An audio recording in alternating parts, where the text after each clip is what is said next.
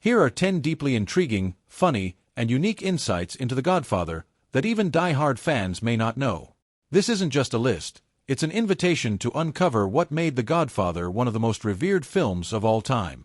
From near cancellations to horseheads, these lesser-known facts will make you appreciate the film even more and remind you why it remains an essential masterpiece. Stick with us to the end, and you'll find surprises that will make you want to rewatch the movie with fresh eyes.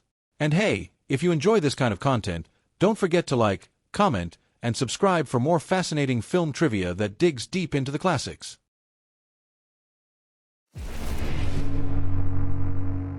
Marlon Brando's portrayal of Don Vito Corleone became iconic, but Paramount wasn't thrilled about casting him. In fact, Brando was on a banned actors list due to past difficult behavior on set. Director Francis Ford Coppola had to fight tooth and nail to get him in the role, and he finally convinced the studio by filming a secret screen test. Brando, ever eccentric, shoved tissues into his cheeks to give Vito his famous jowly look, which made him appear even more intimidating. The studio eventually conceded, but only on the condition that Brando would work for free if he caused any delays. Lucky for them and us, he didn't. Marlon Brando used a secret trick during his scenes in The Godfather. Rather than memorizing his lines, he strategically placed cards around the set or had them held by crew members just out of camera range. Brando believed that reading from cue cards kept his delivery fresh, spontaneous, and genuine, giving the impression that his character, Don Vito Corleone, was always calculating his next words. This unconventional method puzzled some of his co-stars, but it became a hallmark of Brando's unique approach, adding an extra layer of gravitas to his performance. In the iconic opening scene, Brando's intense, measured delivery was supported by these hidden prompts, a tactic he famously used throughout his career. One of the most unforgettable moments in The Godfather involves a horse head in the bed of Hollywood producer Jack Woltz. Here's the kicker: that was a real horse head. The animal was not killed for the film, but the crew acquired it from a slaughterhouse, much to the horror of unsuspecting cast members. John Marley, who played Woltz, had no idea it would be a real horse head, and his horrified reaction was entirely genuine. Imagine walking into work and having that waiting for you.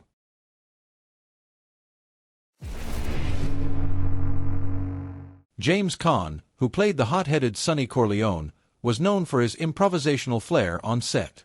In the scene where Sonny assaults his brother-in-law Carlo, Caan went all out, throwing a garbage can at him, hitting him with unexpected punches, and even breaking ribs.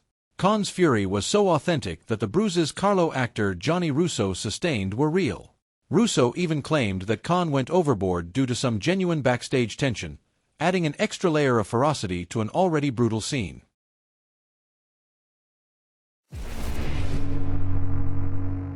Coppola wanted everything to feel authentic, so he brought in help from real mobsters to consult on scenes, language, and the feel of Italian-American mob life. Actor Lenny Montana, who played Luca Brasi, was himself a former wrestler with known mafia ties, making him perfect for the role. Montana's connection brought an extra layer of authenticity, and his real-life nerves around Brando were so genuine that Coppola left in scenes of him stumbling over his words, creating a hilarious yet intimidating moment as he practices his lines in front of Don Corleone. Al Pacino was not Paramount's first choice for Michael Corleone. Initially, they wanted bigger stars like Robert Redford, Ryan O'Neal, or even Warren Beatty, but Coppola insisted on the then-unknown Pacino. The studio also offered Pacino a very modest paycheck, considering the film scale. Pacino, however, eventually proved himself during the iconic restaurant scene, where his chilling transformation and intensity made studio heads realize they had found the perfect Michael. It's wild to think this essential casting choice nearly didn't happen.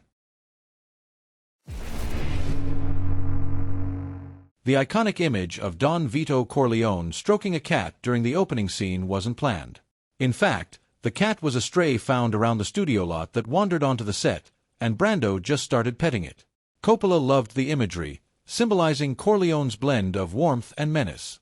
The cat's purring was so loud that Brando's lines had to be re-recorded in post-production, but the addition of the cat created an unforgettable image that added unexpected depth to Corleone's character. Composer Nino Rota created a hauntingly beautiful score that has become one of the most recognizable themes in film history. However, his work was controversially disqualified from the Academy Awards because he used a segment of the melody from an earlier film score. Despite this snub, the soundtrack became a hit worldwide and is still synonymous with The Godfather to this day. It's hard to imagine the film without Rota's unforgettable theme, even if the Oscars didn't quite see it that way. Studio executives initially didn't understand Coppola's vision and requested more action scenes, fearing the family drama would slow things down. They wanted a traditional gangster movie, while Coppola was aiming for a layered exploration of family, loyalty, and corruption. Coppola famously fought back, arguing that the power dynamics and emotional layers were essential. His persistence paid off, resulting in one of the most celebrated slow-burned dramas in history, with tension and family dynamics that make each violent moment even more powerful. For years, Al Pacino's absence from the 1973 Oscars was rumored to be a protest over being nominated in the Best Supporting Actor category, even though he played a central role as Michael Corleone. But Pacino later clarified this wasn't the case at all. He didn't skip the event out of resentment. Instead, he was struggling with the sudden fame and feeling out of place. In an interview, he explained how the red carpet intimidated him, and he felt like he didn't belong in that world yet, saying it was a strange feeling that made him afraid to attend. At the time, he was working in Boston theater, still adjusting to his new fame and anxious about navigating Hollywood's high-profile environment. This revelation adds a new layer of complexity to Pacino's character and his journey through the pressures of early stardom. These 10 facts offer just a glimpse into the depth and complexity of The Godfather's production and legacy. Do you think we missed an even juicier piece of trivia? If so, let us know in the comments. Don't forget to like and subscribe for more insider movie knowledge. Who knows what we'll reveal next?